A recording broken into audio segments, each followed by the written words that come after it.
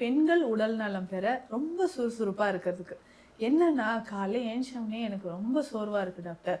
எந்திரிச்சு நான் போயிட்டு கிச்சனில் கூட என்னோட ஒர்க் பார்க்க முடியல. 1 hour ஒர்க் பண்ணுறேன், திரும்ப கொஞ்ச நேரம் வந்து ரெஸ்ட் எடுக்கிறேன், திரும்ப ஒர்க் பண்ணுறேன், ஒரு 10 to 15 minutes வந்து உக்காந்துடுறேன்.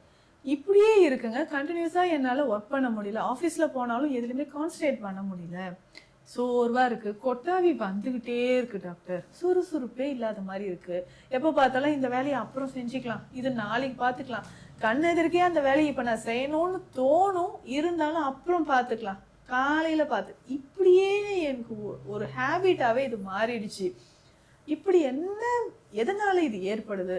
என்னுடைய உடல் சுறுசுறுப்பாக இருக்க, நான் நல்லா ஆக்டிவாக எல்லா வேலையும் கடன்னு செஞ்சு முடிக்கணும், நான் நல்லா சந்தோஷமாக முகத்தில் வந்து ஒரு சோர்வு இல்லாமல் நான் பிரிஸ்காக இருக்கணும்னா என்ன டாக்டர் பண்ணலாம்?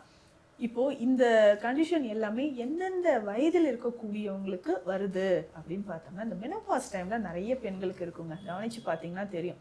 ஒரு 40+ ஏஜ், ஒரு 45 கிராஸ் பண்ணிட்டாவே இந்த ப்ராப்ளம் வரும்.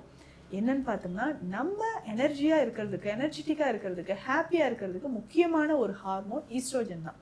இந்த ஈஸ்ட்ரோஜன் லெவல் குறையும் பொழுது கண்டிப்பாக நமக்கு என்ன ஆகுதுன்னா, இந்த மாதிரி உடல் சோர்வு வந்துடும்.